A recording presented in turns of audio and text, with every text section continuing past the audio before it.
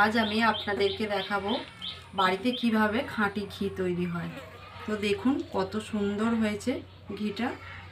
তো চলুন তাহলে আপনাদেরকে দেখাই আমি কিভাবে গ্রামেতে খাঁটি ঘি তৈরি করি। দেখুন এখানে আমি দুধের সর নিয়েছি। দুধ যে রোজের জাল দেওয়া হয় তাতে যে সরটা পড়ে, তো এটা 4 দিনের সর। তো দেখুন এবার এই সরটা আমি মেখে নেব।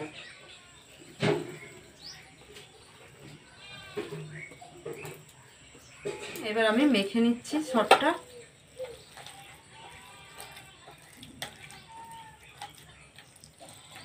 আমাদের গ্রামে এইভাবেই ঘি তৈরি হয়। তো দেখুন আমাদের একটা গরু আছে, সেই গরুরই দুধের সর তুলে তুলে আমাদের ঘি তৈরি হয়। এইটা হচ্ছে গ্রামের খাঁটি ঘি। এখন দোকানে তো অনেক রকমই ভেজাল পাওয়া যায়, তো এটা পুরো খাঁটি ঘি। এখনই ঘি বেরিয়ে গেছে পুরো। তো বন্ধুরা আপনারাও এইভাবে ঘি বানাবেন। সবার বাড়িতেই কম বেশি সবার বাড়িতেই আজকাল রোজেরই দুধ খাওয়া হয়, দুধ নেওয়া হয়, কেনা হয়। যাদের গরু থাকে, তা না হলে দুধ কেনা হয়।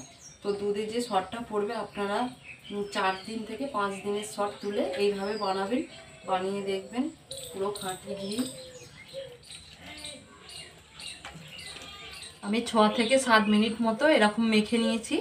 এবার দেখুন আমি জলটা ঢেলে দেবো। জলটা ঢেলে দেওয়ার ফলে ঘিটা উপর দিকে ভেসে উঠবে। যেমন তেলে জল ঢাললে তেলটা ভেসে যায়, সেরকম এই ঘিটাও জল দিলে এতে ভেসে যাবে। তো দেখুন আমি এবার জল দিয়ে দিচ্ছি।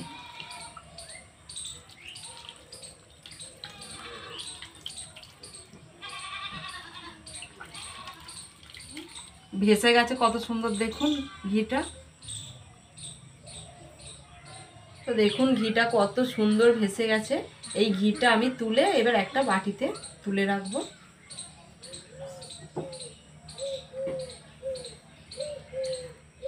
এইবার দেখুন আমি কিভাবে ঘিটাকে তুলছি।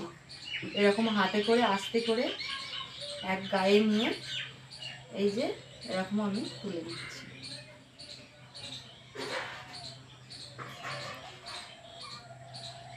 খুব একটা কঠিন নয় ঘি তৈরি করা, তো আপনারাও বাড়িতে বানাতে পারবেন। তো সবার বাড়িতেই আজকাল সবার বাড়িতেই দুধ হয়, তো দুধের সর আপনারাও তুলে এইভাবে ঘি বানান, খাঁটি ঘি।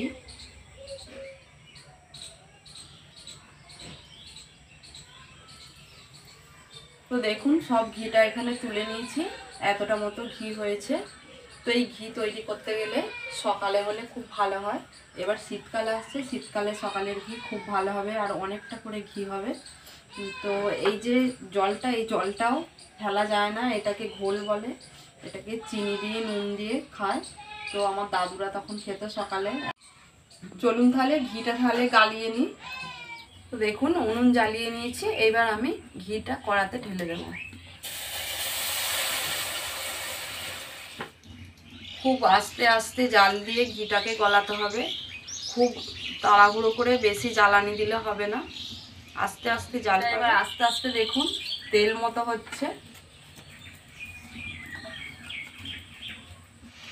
তো আস্তে আস্তে জ্বালানি দিয়ে ঘিটাকে করতে হবে। তো ঘিটা যখন লাল কালার হবে তখন বুঝবেন যে ঘিটা হয়ে গেছে। সাদা কালার হলে ঘিটা হবে না। হবে না কেন, বেশি দিন ভালো থাকবে না, তাড়াতাড়ি নষ্ট হয়ে যাবে। আর লাল কালার করে না বালে ঘিটা অনেক দিন পর্যন্ত ভালো থাকবে। তো দেখুন বন্ধুরা আস্তে আস্তে লাল কালার হচ্ছে। তো বন্ধুরা আপনারা যদি বাড়িতে বানান, এইটা খুন্তি লাগাবেন না, আপনা থেকেই ঘিটা তৈরি হবে, এতে খুন্তি ব্যবহারের অত প্রয়োজন নেই। তো দেখুন ওর একটা ঘিয়ের সেন্ট উঠেছে, বলো। হ্যাঁ, খুব সুন্দর সেন্ট লাগছে।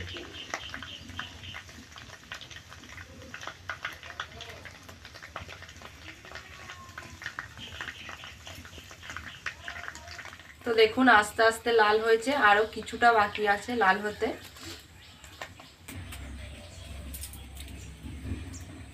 দেখুন হয়ে গেছে ঘিটা। এবার আমি ঠান্ডা করতে দেবো কিছুক্ষণ। ঠান্ডা হয়ে গেলে আমি এবার ঘিটা ছেঁকে নেব। ঘিটা ঠান্ডা হয়ে গেছে, আমি এবার ঘিটা ছেঁকে নেব। তো দেখুন ছেঁকে নিচ্ছি ঘিটা।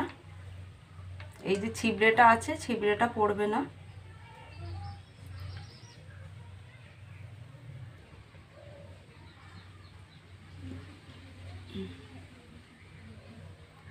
তো দেখুন বন্ধুরা, ঘিটা ছেঁকে নিয়েছি। তো কত সুন্দর হয়েছে দেখুন। তো গরম ভাতের সাথে গরম গরম ঘি হেভি লাগবে খেতে। তারপর মুড়ি দিয়েও খেতে খুব ভালো লাগে। আমার তো খুব মুড়ি দিয়েই খেতে ভালো লাগে।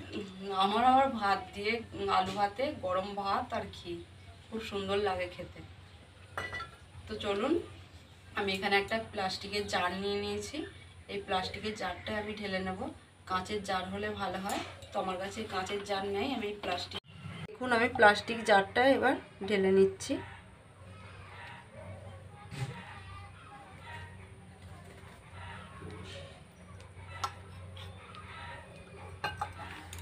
তোমার এটা কত আন্দাজ হবে, কত হয়েছে?